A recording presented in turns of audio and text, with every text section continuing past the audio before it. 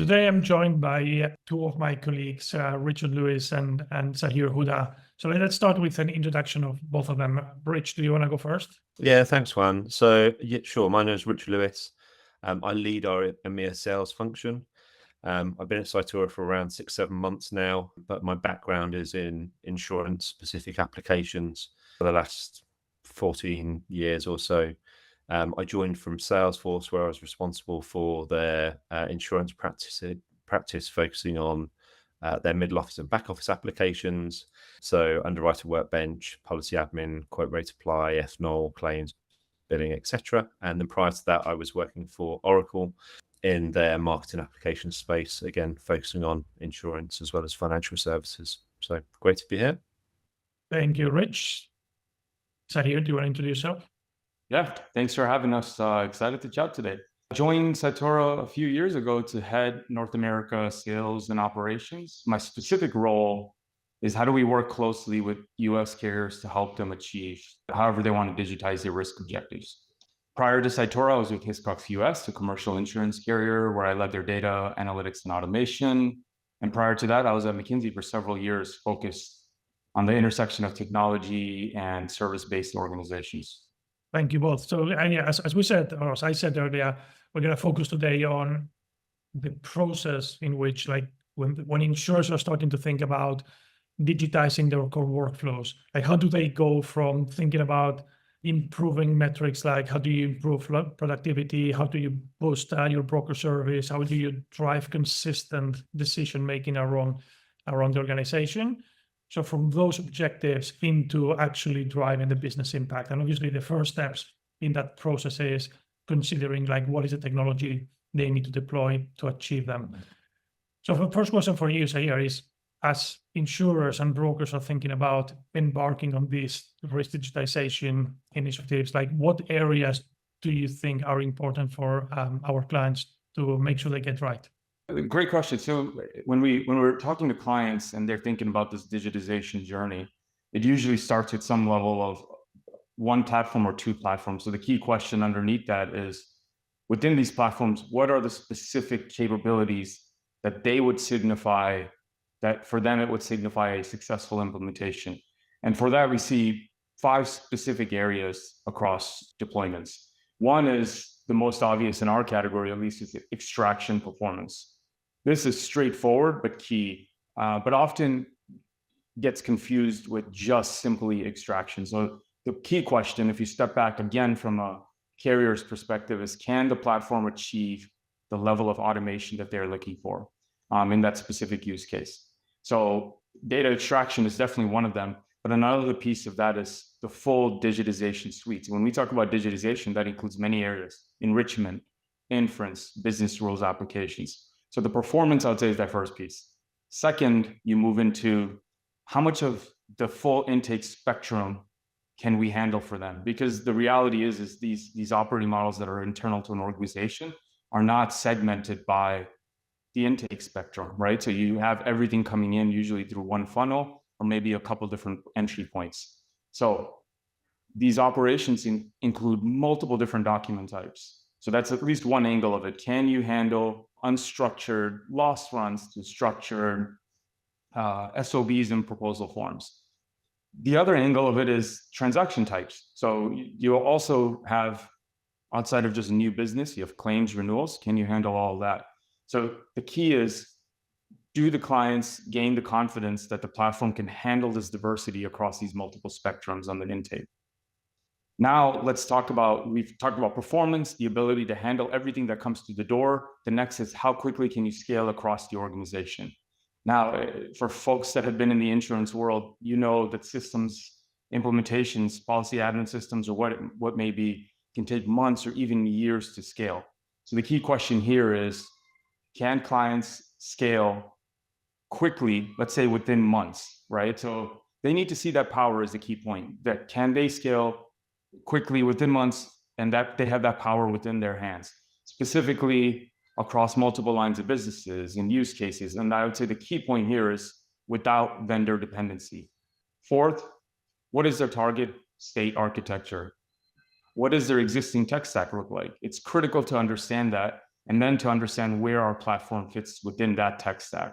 The IT teams, the tech teams, the business teams need to feel comfortable that whatever comes from our platform can easily, quote unquote, integrate with their downstream system, automatically mapping outputs from what comes from us to their downstream system. So how do we demonstrate that bit as well? And then finally, within our category, probably more important than other categories, is the human in the loop experience. We know exceptions are going to happen. That's just the reality of these complex insurance flows. So what do you do to manage these exceptions? There's probably two different areas. One is, can you alert the user when human engagement is needed? And then the second piece of it is, once the human is engaged, once the person is engaged on the team, the admin team, the ops team, how do we make it easy for them to find and correct the right data values? I think priorities may vary by organizations, but really across these 5 areas, if we can provide confidence that we can pull that off, then that gives them confidence that this would be a successful digitization deployment. That makes sense. So I think you've touched on those 5 areas. So one is the digitization performance, the accuracy of the data underwriters will receive, then the ability to digitize the full intake. I think the third one you mentioned was the ability to quickly scale across all lines of business and geographies. Then you touched on being able to support the target state, and the fifth one was the what is the human in the loop operational experience of the day-to-day operations. Let me just jump into Rich. So I guess the first step, once they define those 5 as their key priorities, the next step is typically doing a proof of concept or a proof of value. So how do those 5 dimensions translate into the way they structure these POCs? Yeah, really good question, Juan. So in my view, they need to be directly linked to the 5 points that Zaheer has just talked through. So in line with, looking at your accuracy and looking at your extraction performance, what you're trying to do within a proof of concept is to create an environment it's as realistic as it possibly can be and as close to what it will look like in a production environment as possible. So one of the ways that we advocate in terms of doing that, and don't get me wrong, it puts us under a lot more pressure and gives us more grey hairs than I care to think about. But one of the ways is that we process these risks, these documents live within a hands-on workshop. So as Zaheer mentioned, it's really important to get a really good cross-section of input documents, of submissions, and that you're providing those to help us to configure the platform. But then you also hold back a bunch of those so that you can run through those live in the workshop. And that's the ultimate measure. We've really moved away from the times where a platform would require 2, 3, 4 weeks to prepare for a proof of concept. Training models is just doesn't really exist anymore, and it's very much a legacy approach. So we really advocate for these live submissions and I'd say getting it to be as realistic as it can be in terms of that process. So the second piece is really around that comprehensive data set. So making sure that it's a representative data set for the type of intake that you would look to manage. So make sure that you're including whatever's important for you. So it might be accord forms, application forms, it might be loss runs, it might be SOVs, bordereaux. It could be claims notifications, whatever that kind of use case is that you define, making sure that you test a wide array of types of documents, from structured, unstructured, handwritten, semi-structured documents in all different formats, from PowerPoints to PDFs to Excels.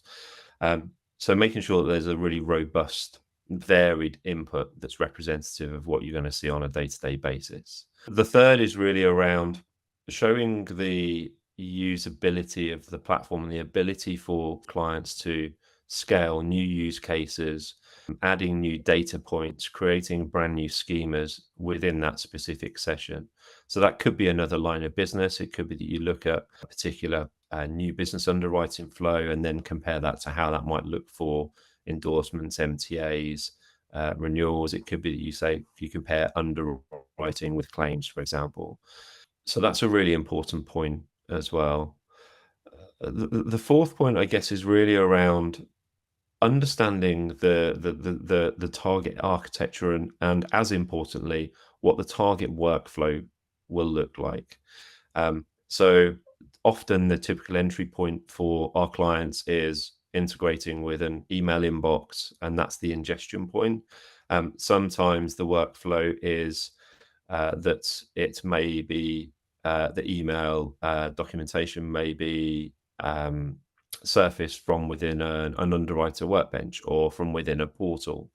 And again, on the output side, thinking about that target workflow, is that going to are you configuring the target output schema to be aligned with the downstream systems that you're looking at, be that a workbench, be that a pricing tool, be that the policy admin system. So that's really important as well. The final point is really around the exception handling. So making sure that you're not just setting these sessions up just for the underwriters, that you're actually bringing on board the underwriting assistants, the operations team. So when it comes to things like the human in the loop for the exception management, making sure that they're confident and comfortable within leveraging the capabilities that exist within the various different platforms that are available in the market. So I guess those are the kind of 5 elements, the way that I think about things and align that, I guess, with the business outcomes and the dimensions that kind of Zaheer talked through earlier. I love that too. And just one point to add to build on Rich's kind of 5 key areas, which of course are running lockstep, right?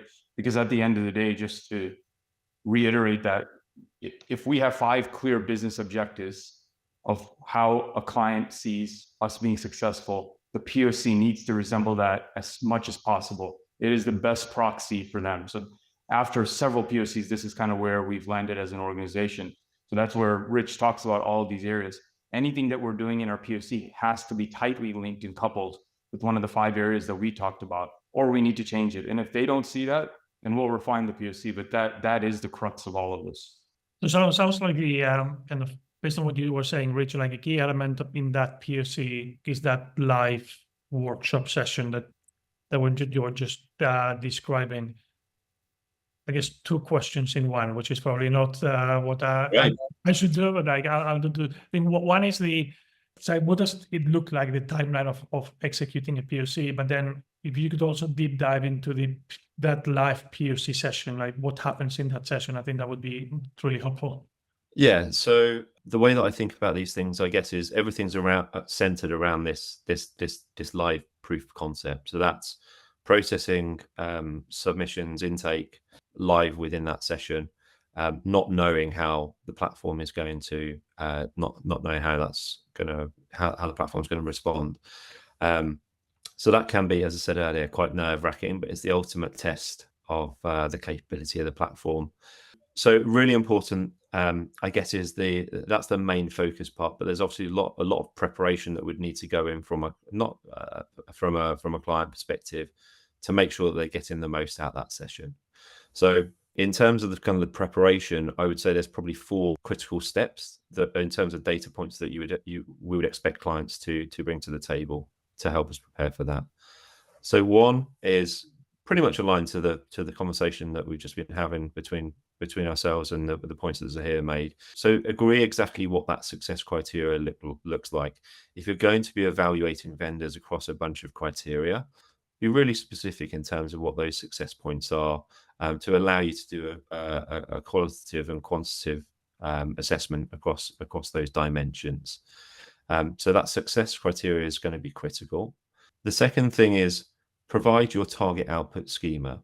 So if you're select a particular line of business, and based on that line of business, make sure that you're providing a comprehensive schema and define that in a way that is required, that your output platforms require the structure that is required for those downstream systems. So we've got the success criteria, we've got the schema. The next piece is, once you've defined your schema, is to provide a ground truth. So along with the success criteria, the ground truth is basically the expected values that you're anticipating the platform to deliver. It's almost how you're marking the accuracy level from the extraction performance. And it's really, really important that you do this on a manual perspective, having an underwriter or a claims handler go through and pick out the various different data points across that ground truth. You can't do it from an extraction from a policy admin system, because there's a lot that goes on between a submission being received and then actually a risk being bound within a policy admin system, for example. And then the fourth point is really the submissions. So provide, a handful of submissions, 3 to 5 submissions, the ground truth associated to them, to allow the providers to configure the platform. So we'd expect to receive those assets 1 to 2 weeks before, no more. No provider should require those assets before that time period, and that sets you up for a really good, productive live session. So within the live session, obviously, we're running the extraction, looking at the performance of the submissions that we haven't seen and that we haven't had the ground truth for. So it's as real life as we can get this scenario to a real life production environment. The other thing within those live sessions, as we touched on earlier, is how easy is it to make those refinements? If we're not getting the expected output, how easy is it to augment that, to change that, to be reactive, to achieve the data points and the accuracy that you require? So there's something quite magical about going in and changing, certain descriptions to change the behavior of the platform and allowing you to get the outputs that you require. The other points, I guess, is around the flexibility of the platform and really seeing how easy it is to add an additional field, to create an entire brand new schema. So this is what you're going to be doing. You're going to be testing various different data points as you go throughout your digitization journey.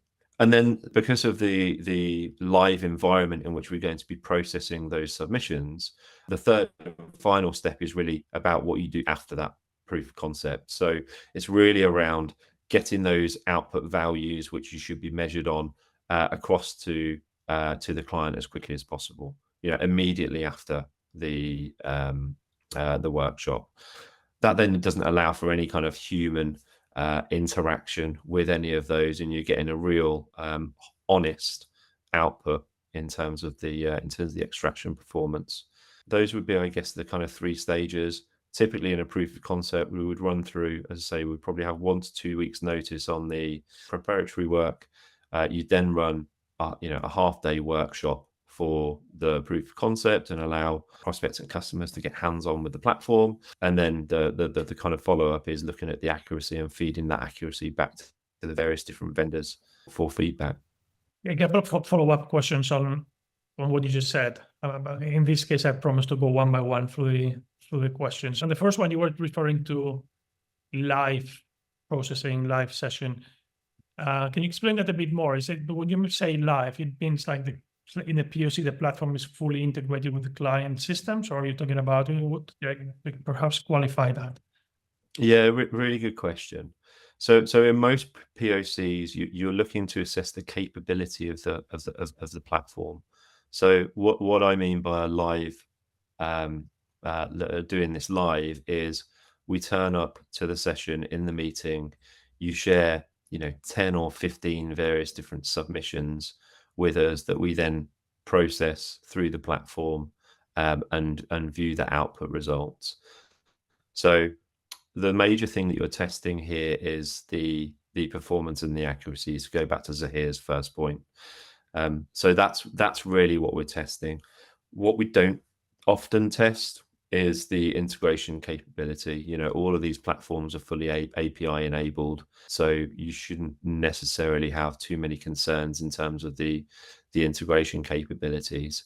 Where we do see some challenges, I would say, is if you focus on pure extraction. So I'll give you an example around occupancy. So you can extract a value from a slip or an MRC or from an SOV around the kind of occupancy of a particular property. However, that may or may not be in the same format, usually within your pricing tool or your underwriter workbench. That those will be pick list values of 80 to 100 different values. As I say, there's often a disconnect between what you might receive from a client or from a broker and actually the information that's then required to push that into a downstream system. So that's a really important point, to make sure that as part of your kind of target output schema, you're not just focusing on the extraction, because if you're just focusing on the extraction, there's a whole load of transformation that needs to go on within the kind of post extraction process. And it's big, if you think about all the different variations of what an occupancy could be versus what the target occupancy output you require, you're into a situation where it's all, a bunch of mapping tables, and that's just for one specific field. So that's where we see a lot of deployments with some clients that are using kind of older technology fall foul of. So yeah, we wouldn't typically integrate, I guess, with the downstream systems as part of the deployment, or part of the proof of concept, I should say. That you would say for deployment. Right, yeah, that was very helpful. The different question, this perhaps is more of a comment, because I was thinking as you were describing the POC, it was quite obvious how you test the digitization performance. But one of the points Zaheer mentioned at the very beginning was about how does the platform scale across use cases, lines of business, geographies. And I think you mentioned, Rich, as part of that live session, you should also be like doing a full configuration from scratch. Is that how you test that type of capability? Yeah, exactly. We see that clients are looking to become self-service in this capability. I think that in the past, then that a lot of customers have been beholden to the vendor, and a lot of customers, I think, particularly as they move much more towards kind of an enterprise-wide ingestion capability versus specific kind of proof of concepts or line of business or use case specific deployments. There's a huge desire from the insurance market to bring this capability in-house. So and to be responsible for their own destiny. They don't want to be beholden to a third party, which obviously makes sense in terms of a speed to market, the ability to test and build experiments, and see what's working and what's not working. So yeah, the ability to then be agile and flexible and to be able to add those fields, create those schemas from scratch, add on different languages, tailor this based on different geographic requirements is really, really important for sure. And the last question on what you said, you mentioned as part of a POC process, you would request I think you mentioned a handful of examples in advance. Obviously, if it's a handful, it's not for actually training the platform. So what is the goal of having that handful of cases in advance? Yeah, so it's absolutely not for training the platform. It's to refine the configuration. So if you combine the handful of submissions, the 3 to 5 per use case, and then the ground truth, is to make sure that we're not overly fitting the descriptions based on on a very narrow data set. So what we want to get to is a position where we're confident across 3 to 5 submissions that we've configured the platform in a way that it will be able to perform well in the live extractions. But as you say, there's no pre-training, there's no annotating documents as you would do in kind of legacy machine learning technologies. It's literally just so we can test the configuration to make sure that we're extracting the right values in line with the ground truth. That makes sense. So back to you, Zaheer. You've obviously led dozens of these POCs also. You in the US. We would love to hear your thoughts on what do you enjoy the most in these processes? I'm a bit biased because all this conversation from Rich about live POC talk has the blood flowing. I think it is the live POC. I mean, when the energy and excitement around the live POC, let me see if I could try to capture that. I mean, Rich mentioned it, right? Nerve-wracking, magical, but it's quite thrilling. So you go in, you sit with the carrier's team, like, all right, let's pull up the platform, let's configure it together, let's process it real data, like their submissions. Just saying what Rich said. You get their real submissions, you process it real time, and they see that power right there. It's a massive leap. I mean, for folks that have been in this space from just a few years ago, I'm sure many folks remember you painstakingly have to go form by form, like, oh, here's where the effective date is. And the limitations in that approach were massive, right? So now that world is just completely gone.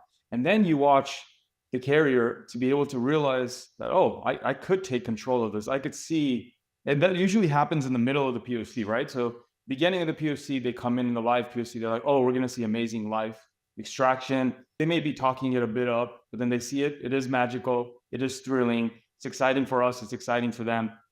But midway through, I think the POC, when they start using the self-service platform, they start to realize that they actually have full control and they can make the platform do exactly what they want to do.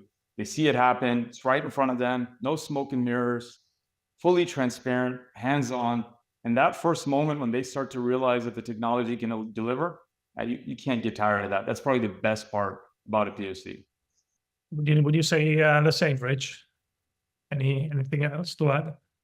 Yeah, I kind of think about it in two dimensions. So one, I think is in terms of the output, because the output is ultimately what you're interested in, because that's what's going to drive the business benefit, your straight through processing, create capacity within your organization, improve the kind of speed to market, to get back to brokers. So the accuracy is clearly going to be really important. I think that the magical part is maybe when it's not quite extracting the values that we expect, and you go and make a tweak, or you add in an additional data point, and you can see within 3 or 4 minutes, then just that data flowing through as an output. So that's the real kind of magical point. You can see clients kind of go on a journey of kind of almost of discovery in terms of the kind of excitement, and their eyes were opening, and you can see in their body language they're leaning in, and they start to kind of drive the platform themselves without kind of too much direction from us. That, I think, is what technology should do, right? That's the beauty of it. That's fantastic. The one last thing we have not touched much on, because I think one of the things, the dimension you mentioned, Zaheer, at the very beginning, was about this operational experience. So the experience that the client teams doing exception management have with the platform. So perhaps can you summarize, like, what is typically the feedback from those teams when looking at a platform like ours? I think there's, if we look at, again, from an organization's lens, they probably have two different user types when they are using this specific platform. One is, how do you have an operations view, like you said, where they could see the intake and the flow of risk coming through, and being able to see who's on point, who's working it, because as you can imagine, the volume of what's coming through the intake is massive. And to be able to have a tool to be able to see what's coming in, what stage it's at in the process. Has it been processed? Is it being reviewed? Is it completed? Has it been passed to the downstream system? So having that visibility is key. And then the second one is that human in the loop experience, which is massive, right? Because that's where a lot of the time, I would say, is kind of lost, in the sense that even if you have an amazing extraction, let's say you have the best extraction, but having a read-only view of that extraction is not really going to help, right? Because as you can imagine, there's a big aspect of change management and trust in the system. So when an ops team comes into this, number one, they can see the full view. But when you look at the admin team going into our exception management platform and saying, wait, how did it find this value? There's no way across these 300 pages. Being able to just quickly click on it, and within seconds, you see where it was found.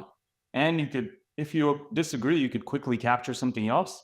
That right there is really what drives that transformative experience, where not only do they trust the output, but it's enabled, their trust is enabled by the ability for the platform to show where it was, or in some cases, well, I found this value 5 times, and in one of the 5 times, it was conflicting data points. Being able to see that gives that confidence in the platform. And over time, you see that time improving too from an efficiency perspective. And that's exactly what these guys are looking for. Thank you. So this has been really useful to getting both of your perspectives to understand what does a POC look like and what our clients experience. So final question back to you, Rich. If somebody listening to this episode is thinking, okay, how do I know more? What should they do? I guess there's a couple of answers to that. I guess if you're interested in finding out more, then there's lots of information on our website, cytora.com. You can also request a demonstration through there as well. Secondly, and I guess more topical to this, if you're interested in hearing more around our POC best practices, then we have a guide in terms of how to run these proof of concepts in line with best practice. So happy to share that with anyone that might be of interest. Fantastic. Well, thank you both of you. I think it's been I think it's probably like a 30-minute summary of best practices and experiences from running POC. So thank you both of you for making the time. Thank you. Thanks for the opportunity. Bye now.